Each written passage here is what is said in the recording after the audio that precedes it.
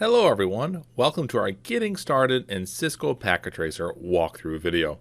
In this video, I get to show you the different features built inside of the program known as Cisco Packet Tracer. As we get started, we'll highlight some of the key components of using the Cisco Packet Tracer application. Let's begin by taking a look at the bottom toolbar, and I'm looking at the bottom left corner. Here we have a variety of different categories, and in each category, we're going to have options below. For example, the default category is network devices. That's selected by default. In the network device category, we'll find the subcategory of routers. With routers selected, we'll see a variety of different model routers available for us to put into our topology. If I click on the next item, it's switches inside of our network device category, and then my list will now contain network switches that I can deploy inside of my topology above. The next category is hubs, followed of course by wireless devices, including then the next category of security, and then finally is WAN emulation for our wide area networks. Outside of the network device category, we can find the next main category of end devices. If I click on end devices, our default subcategory is an end devices of different types of hosts and other equipment we can put on our network. There's another subcategory for end devices, which is home. And this brings in a lot of our smart network-enabled IoT devices. We can go further by looking at city-wide devices, which are under the category of smart city within end devices. If we continue on, the next component will be industrial, and then even power grid, all bringing some great features into Cisco Packet Tracer and the type of devices we can deploy in a network.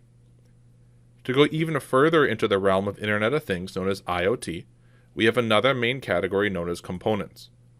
And in components, you'll find a variety of different boards. Also, we have another subcategory for actuators and even sensors. These can be deployed in a network just like what we're doing now.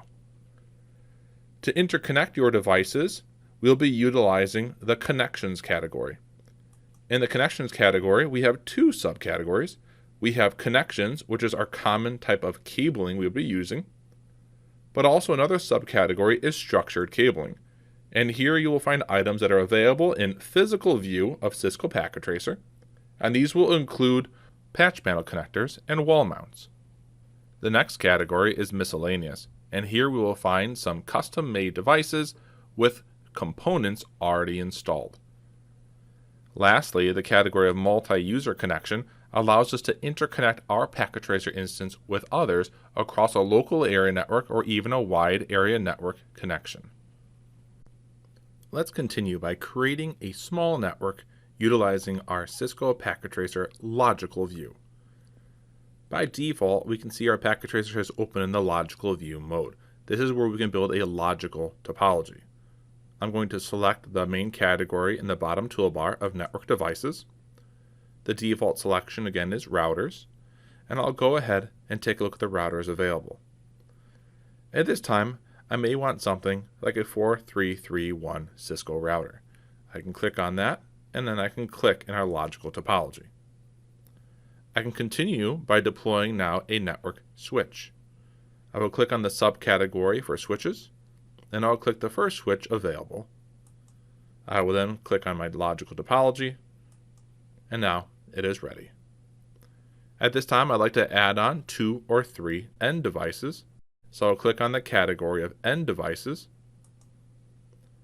The default subcategory of our end devices is already selected, and I will go ahead and take one PC and click it on, put it right in the logical topology, and one laptop. I will click and click on the logical topology. At this time, I'd like to interconnect these by utilizing our cabling. That is under our connections category. I will click on connections.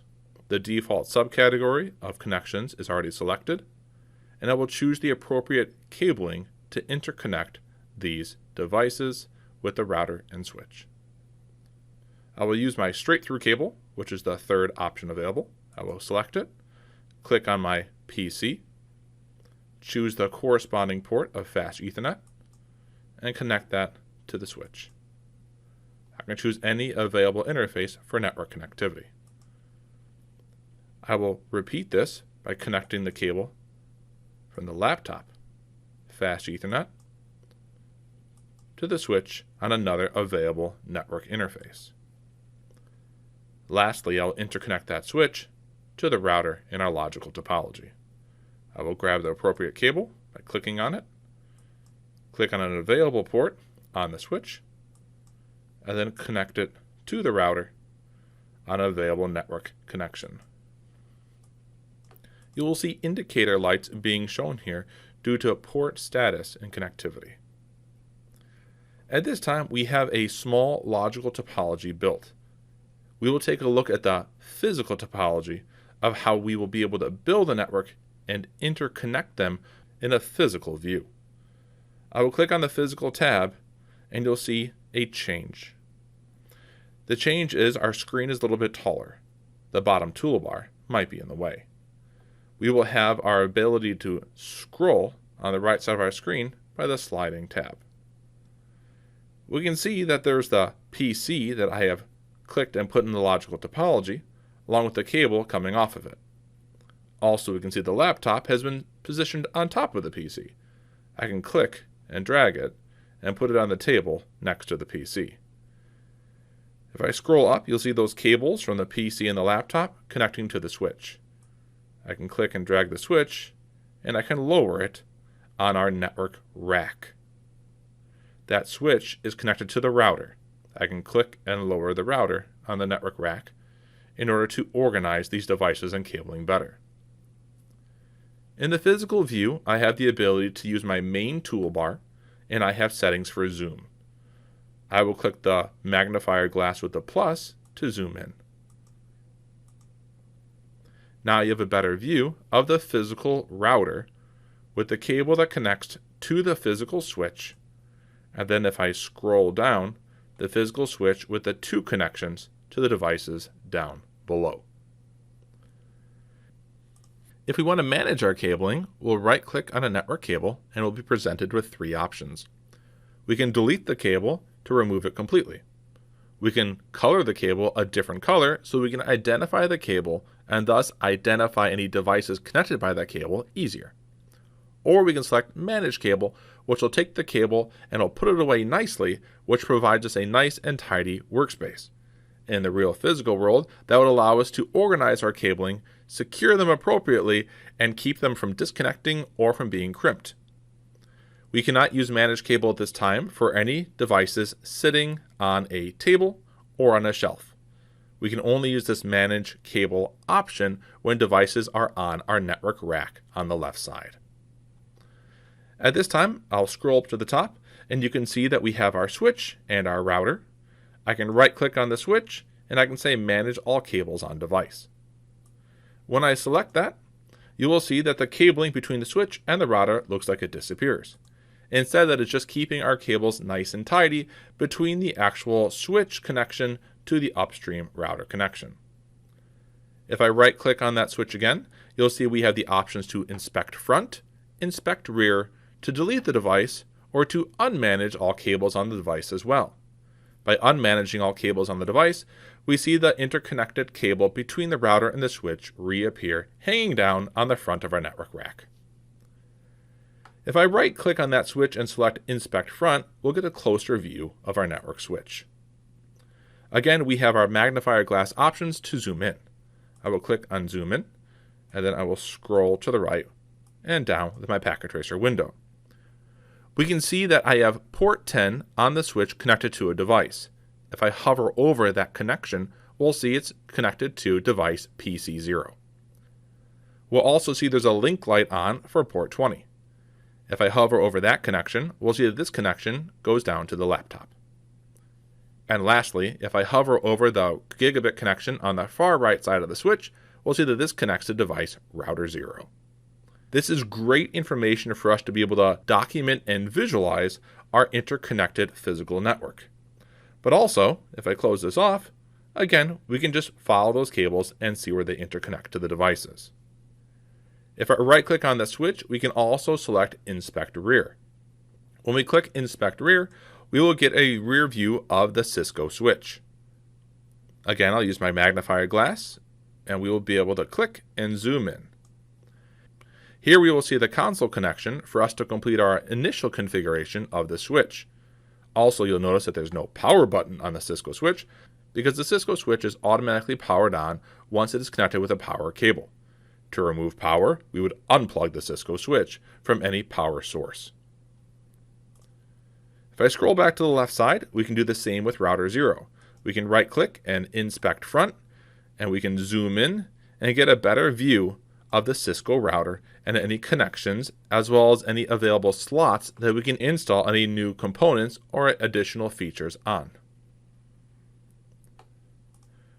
I can right click on the router again and click on Inspect Rear, and again I'll zoom in. And here on the router we can see that we have an aux port, we have our console port, as well as we have a management interface. On the right side, we'll see that we have a power button and the current status of the router is powered on. If I click the power button, the green light will turn off and the power is now disabled for the router. I click it on again, and now the router is actually booting up since it has received power. I will click the X to close the rear view of the Cisco router. If we want to deploy new devices onto this current physical topology, we will use our bottom toolbar. I will select End Devices, and in the End Device subcategory, I would like to deploy a server. I can click on the server, and I will click on the network rack. That server is now deployed on the network rack. We can see that it is powered on, and that we have a network interface ready for connection. I will go ahead and click on Connections, and I will click on a straight-through cable. When I click on the straight-through cable, I will click on the network interface card for Fast Ethernet 0 of the server, and then I will click on any port I would like to connect it to.